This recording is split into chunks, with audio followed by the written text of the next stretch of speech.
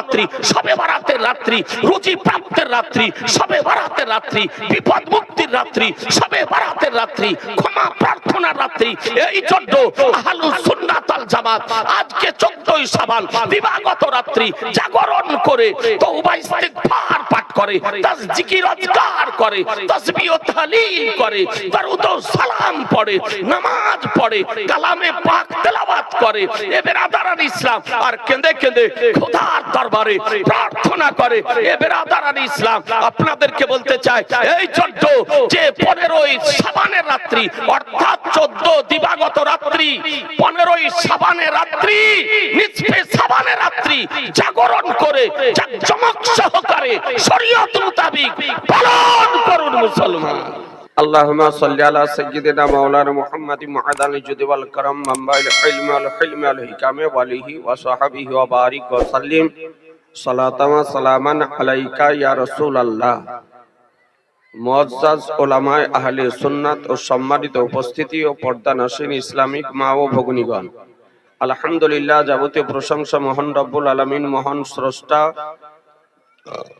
সর্বদ্রষ্টা, সর্বনিয়ন্তা, রিজক দাতা, পালনকর্তা রব্বে কায়নাত সুবহানাহু তাআলার জন্য অতঃপর হুজুরে আকরাম, রহমাতে আলাম, নূরে মুজাসসাম, নবিয়ে মুআজ্জাম, রাসূলে আকরাম, সাহিবে জুদ ও করম, মালিক ও হল ও হারাম, সাহিবে লৌহে কলম, মাদানী তাজদার মক্কি সরকার, সৈয়দে আবরার ও আখিয়ার, সৈয়দুল মুরসালিন, খাতমুন নবিয়্যিন, আনিসুল গারিবিন, রাহাতুল আশিকিন, মুরাদুল মুস্তাকিন, শাফিউল মুযনিবিন, রাহমাতুল লিল আলামিন, নবী মুহাম্মদুর রাসূলুল্লাহ সাল্লাল্লাহু তাআলা আলাইহি ওয়াসাল্লাম কে হাজির ও নাজির, ইলমে গায়বের সংবাদদাতা, আলিমে মাকানা ওমাইয়া কোনের খবরদাতা, জীবিত নবী, হায়াতুন নবী, নূরের নবী, শাফাআতকারী নবী, রাহমাতুল লিল আলামিন নবী মনে করে একবার মহব্বত সহকারে উচ্চ স্বরে ভক্তি ভরে প্রাণ খুলে সুমধুর কণ্ঠে একবার দরুদ শরীফ পাঠ করেন। আল্লাহুম্মা সাল্লি আলা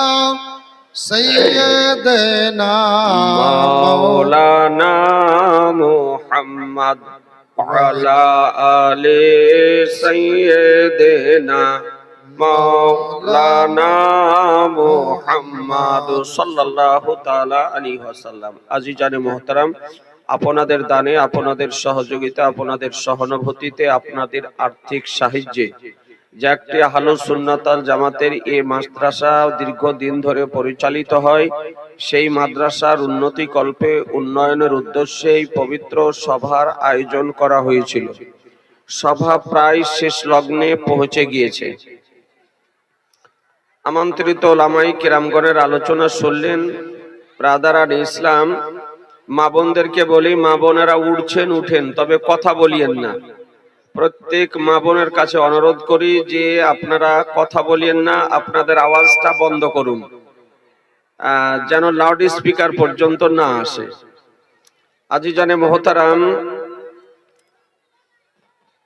খুব সংক্ষিপ্ত আকারে স্বল্প সময়ের মধ্যে দু একটি বিষয় নিয়ে আলোচনা করব, তারপরে ইনশাআল্লাহ আমার আলোচনার সমাপ্তি ঘোষণা করব। ইসলামিক ক্যালেন্ডার মোতাবেক যে মাসটি আরম্ভ হয়েছে, এই মাসটির নাম হলো শাবানুল মুআজ্জাম। ভালো করে শোনেন, আর মা বোনেরা যারা বসে আছেন তারাও শোনেন। এই শাবান, এই মাসটির নাম শাবান মাস। ইসলামিক ক্যালেন্ডার মোতাবেক 8তম মাস শাবানুল মুআজ্জাম, শাবান মাস। আল্লাহ তাআলা আমাদেরকে যে কয়েকটি গুরুত্বপূর্ণ মাস দিয়েছেন, তার মধ্যে একটি মাস হলো শাবান মাস। একে মা বোনেরা গ্রাম্য ভাষাতে শবে বারাতের মাসও বলে। আপনাদের দেশে কি বলে? জি, একটু কথা বলতে হবে। শবে বারাতের মাস। আজিজানে মুহতারাম, এই মাসটি একটি গুরুত্বপূর্ণ মাস, নবীর প্রিয় মাস। আমার নবী পাক সাহেবে লাউলাক সাল্লাল্লাহু তাআলা আলাইহি ওয়াসাল্লাম রমজান মাস ব্যতিরেকে অন্য 11টি মাসের মধ্যে সর্বাপেক্ষা সর্বাধিক রোজা রাখতেন এই শাবান মাসে। নবী আমার মা আয়েশা সিদ্দিকা রাদিয়াল্লাহু তাআলা আনহাতে হাদিস শরীফ বর্ণিত হয়েছে, তিনি বলেন যে কোন কোন বছর নবী আমার শাবান মাস পুরা রোজা রাখতেন, আর কোন কোন মাস কিছু ছেড়ে দিয়ে রাখতেন। অর্থাৎ রমজান মাস ব্যতিরেকে যে 11টি মাস আছে, এই 11টি মাসের মধ্যে সর্বাধিক সব থেকে বেশি রোজা রাখতেন শাবান মাস। তার মানে বোঝা যাচ্ছে যে মাসটি একটি গুরুত্বপূর্ণ মাস। এই জন্য আমার রাসূলুল্লাহ সাল্লাল্লাহু তাআলা আলাইহি ওয়াসাল্লাম রোজা রাখতেন। আল্লামা আব্দুল হক মুহাদ্দিসে দেহলভী রাহমাতুল্লাহ আলাইহি মা সাবাতা বিনাস সুন্নাহ হাদিস গ্রন্থে তিনি বর্ণনা করেন যে নবী বলেন শাবানুশ শাহরি, শাবান মাসটি হলো আমার মাস, ও রমাদানুশ শাহরুল্লাহ, আর রমজান মাসটি হলো আল্লাহর মাস।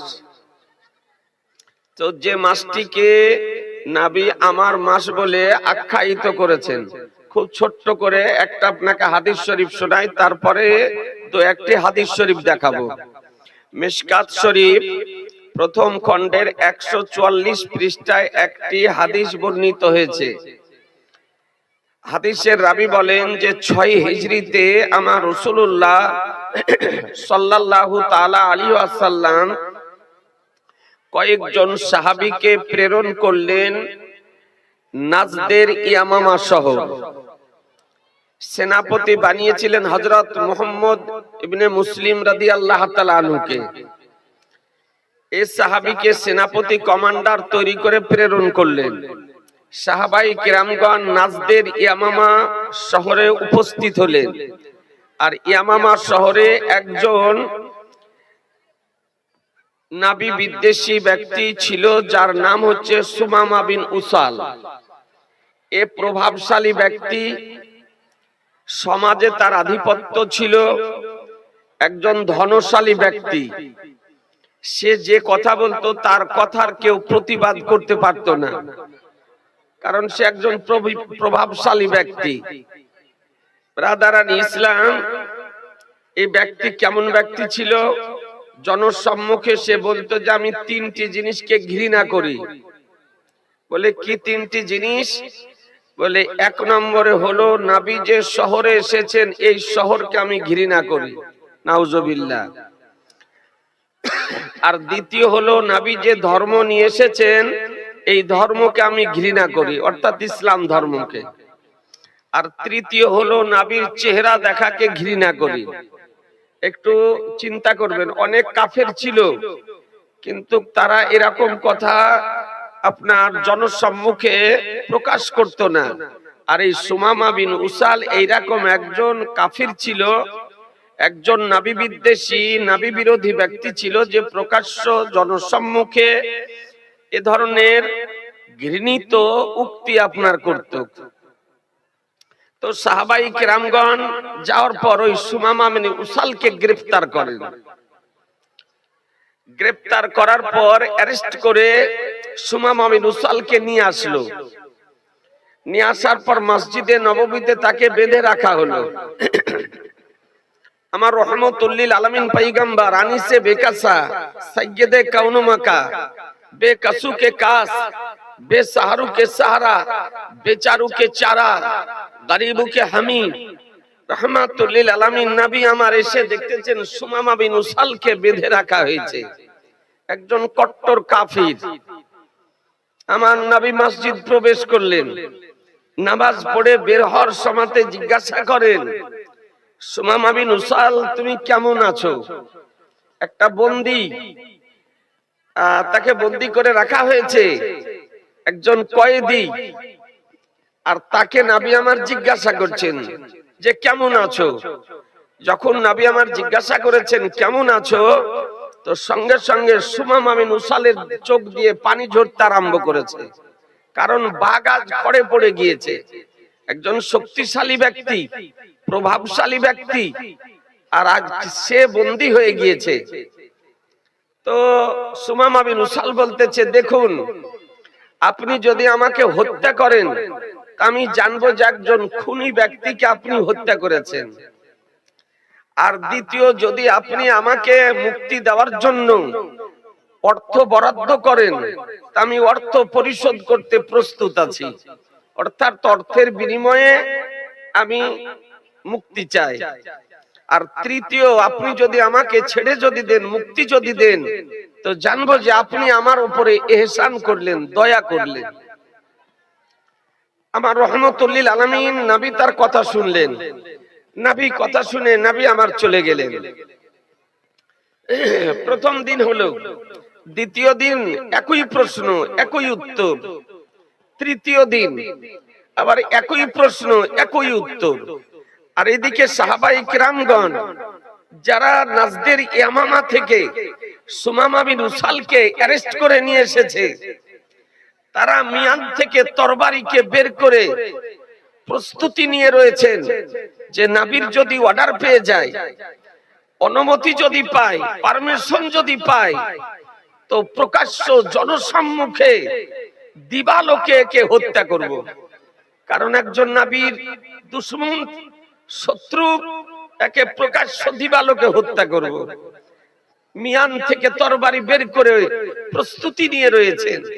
তৃতীয় দিন আমার রহমতুল লিল আলামিন পয়গম্বর বলেন, সাহাবায়ে কেরামগণ শোনো, আতলিকু সুমামা, বলে সুমামা বিন উসালকে ছেড়ে দাও, সুমামা বিন উসালকে ছেড়ে দাও। একটু চিন্তা করুন, নবীর কি চরিত্র, নবীর কি আদর্শ, নবীর কি আচার আচরণ, ব্যবহার যা কি ছিল, একটু লক্ষ্য করুন। সাহাবায়ে কিরামগণ এদিকে তাকে হত্যা করার জন্য প্রস্তুতি নিয়ে রয়েছেন, আর আমার দয়ার নবী বলছেন যে কে ছেড়ে দাও। সাহাবায়ে কিরামগণ জাগতিক দৃষ্টিতে সুমামা বিন উসালকে দেখতেছিল, কিন্তু আমার রাসূলুল্লাহ নবুয়তের দৃষ্টিতে সুমামা বিন উসালের বাহ্যিক কেউ দেখতেছিলেন, আর সুমামা বিন উসালের দিলের হালাতকে দেখতেছিলেন, দিলের অবস্থাকে দেখতেছিলেন, দিলকে দেখতেছিলেন যে সুমামা বিন উসাল আমার নিকটে বন্দী হয়ে গিয়েছে। সুমামা বিন উসালকে ছেড়ে দেওয়ার পরও সে আর যেতে পারবে না, সে আর যাবে না। নবী আমার নবুয়তের দৃষ্টিতে দেখতেছিলেন। নবীর অর্ডার, নবীর নির্দেশ, সঙ্গে সঙ্গে সুমামা বিন উসালকে ছেড়ে দেওয়া হলো, সুমামা বিন উসালকে মুক্তি দিয়ে দেওয়া হলো। সুমামা বিন উসাল কিছু দূর যাওয়ার পর একটা দেখতেছেন পুকুর, একটা পানি আছে একটা জায়গাতে, তিনি সেখানে গোসল করলেন। গোসল করার পর পোশাক পরিধান করে স্বইচ্ছায় নিজে নিজেই আমার নবীর নিকটে ফিরে আসতেছেন। একটু জোরে বলেন, আর একটু জোরে। সাহাবায়ে কিরামগণকে নিয়ে নবী আমার আলোচনা করতেছেন, আর সুমামা বিন উসাল নবীর নিকটে নিজেই ফিরে আসতেছে। আসার পর বলেন, ইয়া রাসূলুল্লাহ, মায়ের উদর থেকে পৃথিবীতে আসার পর বহু প্রভাবশালী ব্যক্তিকে দেখেছি, বহু মানবকে দেখেছি, বহু জ্ঞানী গুণীকে দেখেছি, তবে ইয়া রাসূলুল্লাহ কসম খোদার, আপনার মতন আর দ্বিতীয় ব্যক্তিকে দেখিনি, আপনার মতো আর দ্বিতীয় ব্যক্তিকে দেখিনি। ইয়া রাসূলুল্লাহ, আমাকে কালেমা পড়িয়ে মুসলমান বানিয়ে দিন, আমাকে কালেমা পড়িয়ে দিন। সাহাবীদের উপস্থিতিতে আমার রাসূলুল্লাহ সুমামা বিন উসালকে কালেমা পড়াতেছেন। আশহাদু আল্লা ইলাহা ইল্লাল্লাহু ওয়া আশহাদু আন্না মুহাম্মাদান আবদুহু ওয়া রাসূলুহু। কালেমা পড়লেন, মুসলমান হলেন, সাহাবী হলেন। নবীর চেহারাকে দেখতেছেন, নবীর সিরাতকে দেখতেছেন, নবীর সুরাতকে দেখতেছেন, নবীর আকৃতিকে দেখতেছেন। সুমামা বিন উসাল বলেন, ইয়া রাসূলুল্লাহ, জীবনে তিনটি জিনিসকে ঘৃণা করতাম। এক নম্বরে হলো আপনার আগমনের শহর, যে শহরে আপনি এসেছেন, যে শহরে আপনার আগমন, যে শহরে আপনার শুভাগমন, ও হলো মক্কাতুল মুকাররমা। এ বেরাদারান ইসলাম, যে মক্কাতুল মুকাররমার কসম খোদা করেছেন, কোরআন শরীফ উঠিয়ে দেখুন, রব্বুল আলামিন বলেন, লা উকসিমু বিহাযাল বালাদ, বলে আমি আল্লাহ এ শহরের কসম করতেছি। আল্লাহ শহরের কসম করেছেন, মক্কা শহরের কসম করেছেন। জানতে ইচ্ছা করে, বলে আল্লাহ তুমি মক্কা শহরের কসম কেন করেছো? মক্কা শহরে কাবা আছে বলে, মক্কা শহরে হাজরে আসওয়াদ আছে বলে, মক্কা শহরে আবে জমজম আছে বলে, মক্কা শহরে মাকামে ইব্রাহিম আছে বলে, মক্কা শহরে মিনা আছে বলে, মক্কা শহরে মুজদালিফা আছে বলে, মক্কা শহরে আরাফাত আছে বলে, মক্কা শহরে জাবালে রহমত আছে বলে। আল্লাহ তুমি কসম করেছো। তো রব্বুল আলামিন বলেন, বলে শোনো আমি কসম কেন করেছি? ওয়ান্তা হিল্লুম বিহাযাল বালাদ, বলে হাবিব আপনি এই শহরে অবস্থান করতেছেন, এই জন্য আল্লাহ আমি কসম করেছি। সুবহানাল্লাহ, সুবহানাল্লাহ। নারায়ে তাকবীর, নারায়ে তাকবীর, নারায়ে রিসালাত, নারায়ে রিসালাত, আজমতে মুস্তাফা, আজমতে মুস্তাফা, নারায়ে তাকবীর, নারায়ে রিসালাত। কোরআন শরীফ থেকে বোঝা গেল যে মক্কা শহরের কসম খোদা কেন করেছেন, কারণটা কি?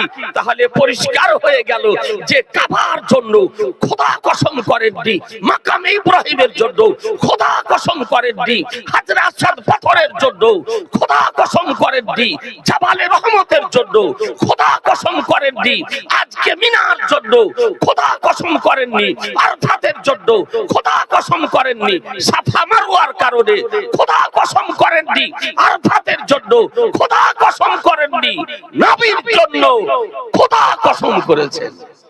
এ বেরাদারান ইসলাম, আপনাদেরকে বলতে চাই, এ শহর কে ঘৃণা করত, নবীর উপর ঈমান আনয়ন করার পর, মুসলমান হওয়ার পর বলতেছে, ইয়া রাসূলুল্লাহ এই মক্কা শহর হলো আমার নিকটে সর্বশ্রেষ্ঠ শহর, যে শহরে আপনার শুভাগমন। এ বেরাদারান ইসলাম বলে, ইয়া রাসূলুল্লাহ আপনি যে ধর্ম এনেছেন, আপনি যে ধর্মের প্রচার করেছেন, ইসলাম ধর্ম, এ ধর্ম পৃথিবীর বুকে সর্বশ্রেষ্ঠ, সর্বাপেক্ষা আমার নিকটে প্রিয়।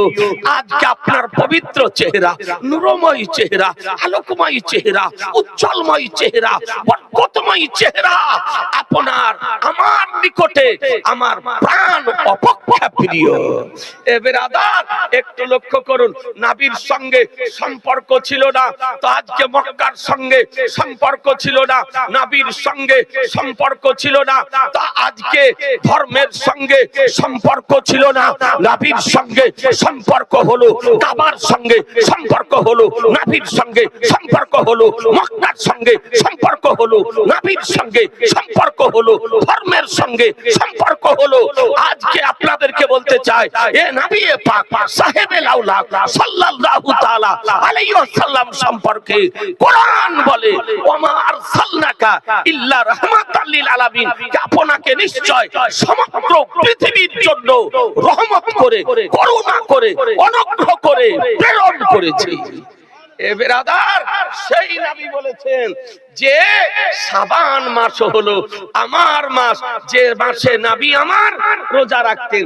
এই মাসের মধ্যে একটি গুরুত্বপূর্ণ রাত্রি, তাৎপর্যপূর্ণ রাত্রি, মাহাত্ম্যপূর্ণ রাত্রি, ফজিলতপূর্ণ রাত্রি, বরকতময় রাত্রি, ভাগ্য চেঞ্জ হওয়ার রাত্রি, ভাগ্য পরিবর্তন হওয়ার রাত্রি রয়েছে, যাকে বলা হয় শবে বরাতের রাত্রি। মুসলমান কিসের রাত্রি? জোরে বলেন, শবে বরাতের রাত্রি। অর্থাৎ এই শবে বরাতের রাত্রি আপনাদের আমাদের মধ্যে যুগ যুগ ধরে পালিত হয়ে আসছে, নাকি বলছেন?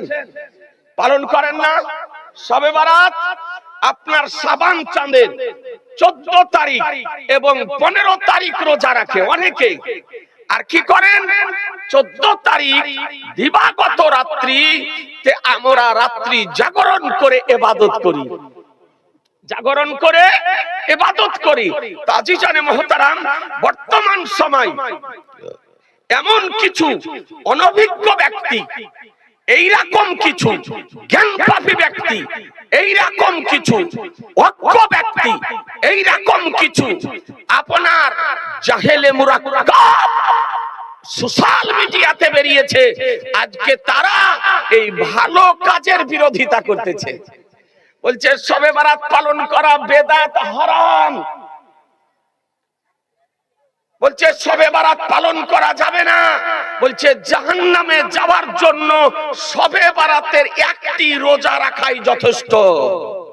অর্থাৎ কেউ যদি শবে বারাতে একটি রোজা রাখে শবে বারাতের মনে করে, তো বলছে আর কিছু যদি না করে তো এটাই জাহান্নামে যাওয়ার জন্য যথেষ্ট।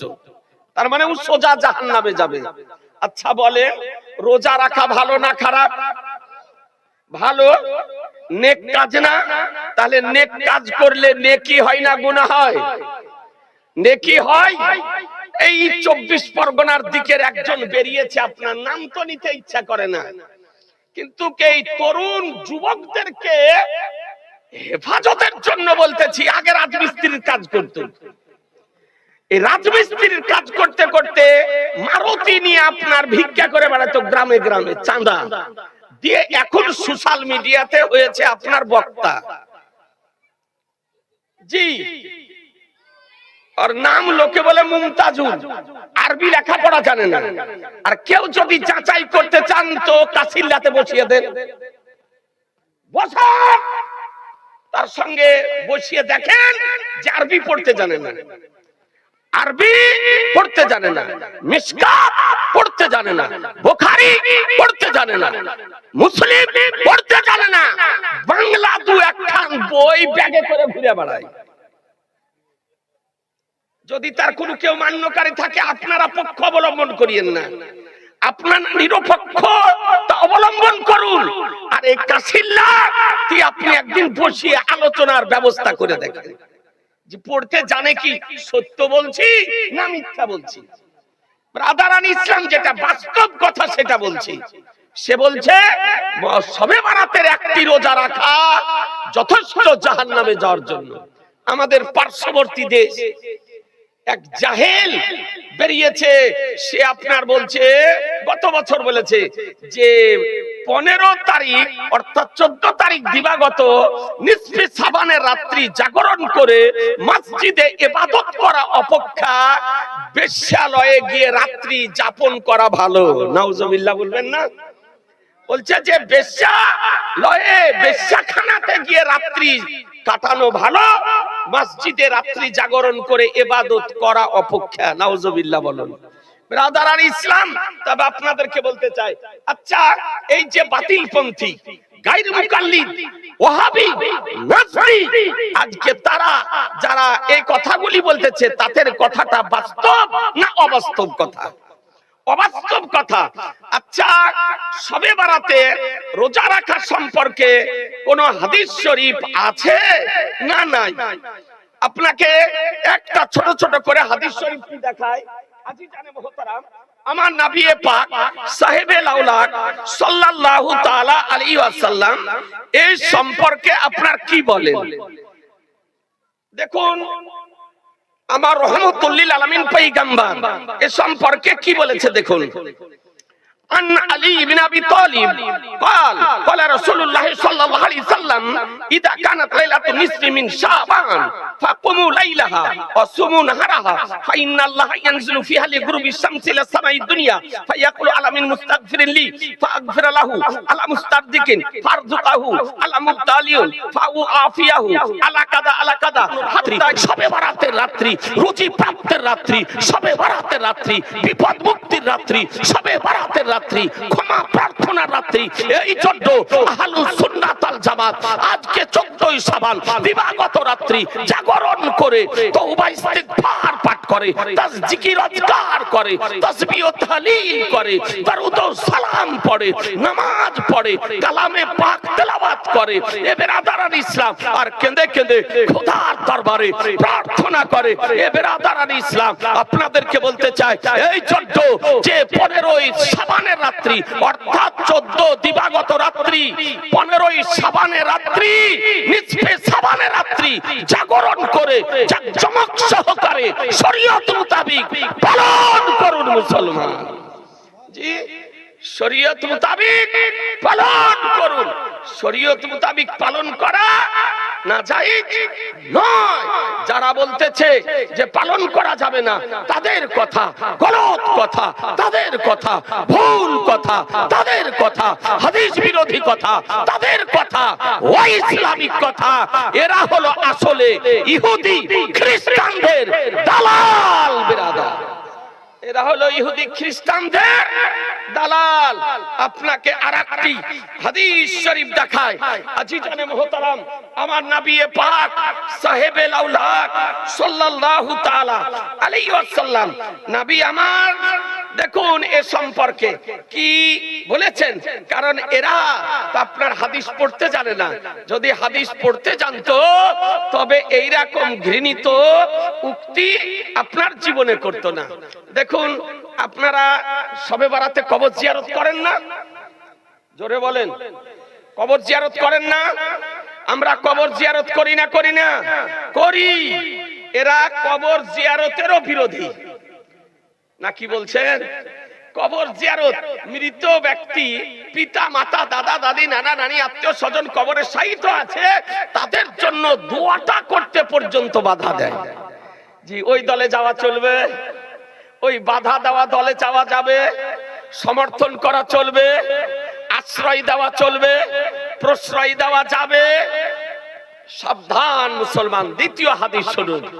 ব্রাদার আল ইসলাম আন আয়েশা قالت فقدت النبي صلى الله عليه وسلم ذات ليلة فخرجت أطلبه فإذا هو بالبقي رافع رأسه إلى السماء فقال يا عائشة كنت تخافين أن يحيف الله عليك ورسوله قالت قد قلت وما بذلك ولكني ظننت إنك أتيت بعد نسائك فقال إن الله تعالى ينزل ليلة النصف من شعبان إلى السماء الدنيا لأكثر من عدد شعر غنم কলবি।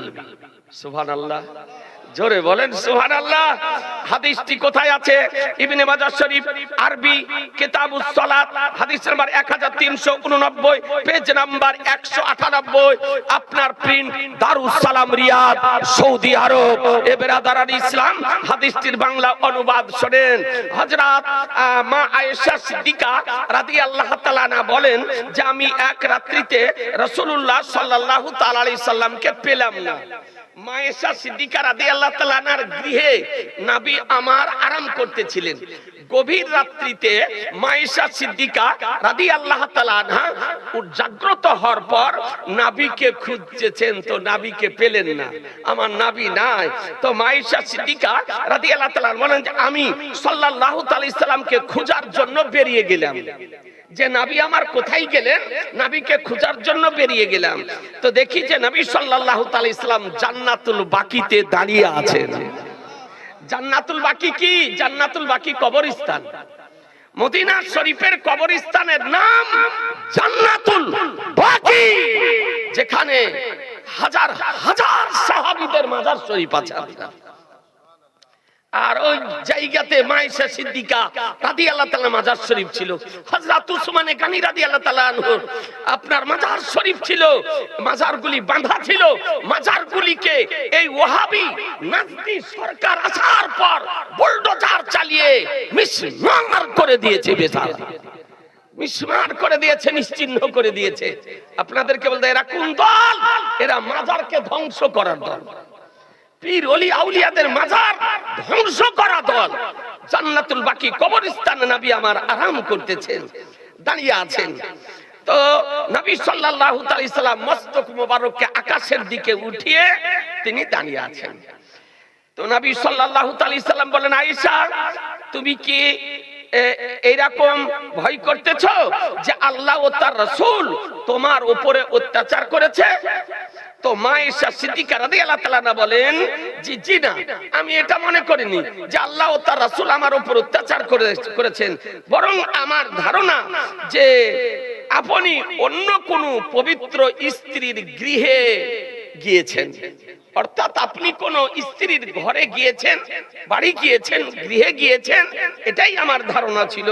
তো নবী সাল্লাল্লাহু আলাইহি সাল্লাম বলেন যে শোনো, আল্লাহ তাআলা শাবান মাসের 15 তারিখে রাত্রিতে আকাশে রহমতের দৃষ্টিপাত করেন এবং বানু কালব গোত্রের বকরির শরীরে যে পশম আছে তা অপেক্ষা নিজ বান্দার গুনাহকে ক্ষমা করেন।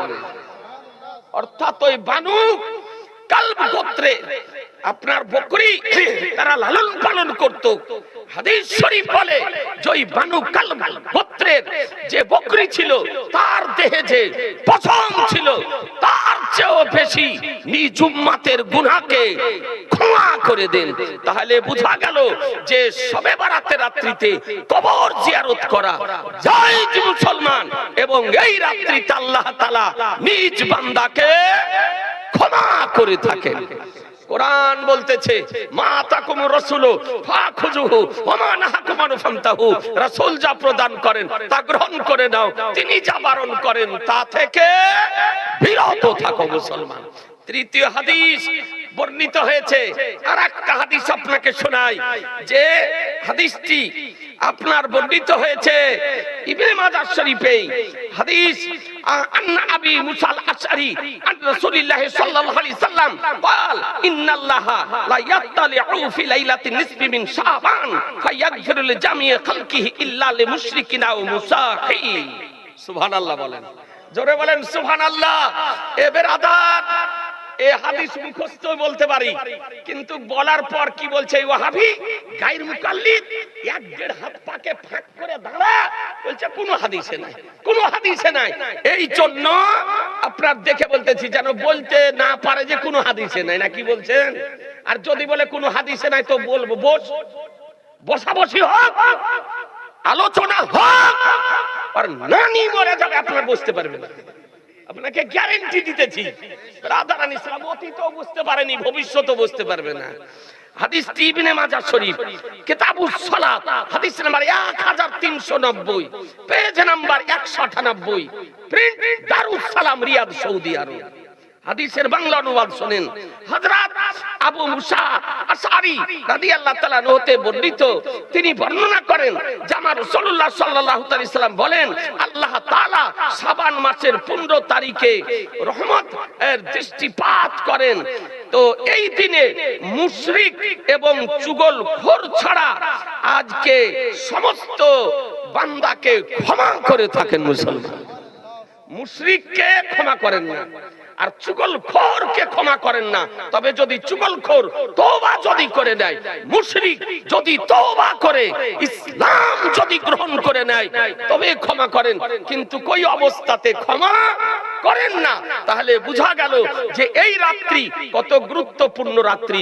এই জন্য মহাগ্রন্থে আল্লাহ তাআলা বলেন ফিহা ইফরাকু কুল্লু আমরিন হাকিম, এই মহামান্বিত রাত্রিতে আল্লাহ তাআলা সমস্ত হিকমতময় কর্মকে বন্টন করে থাকে।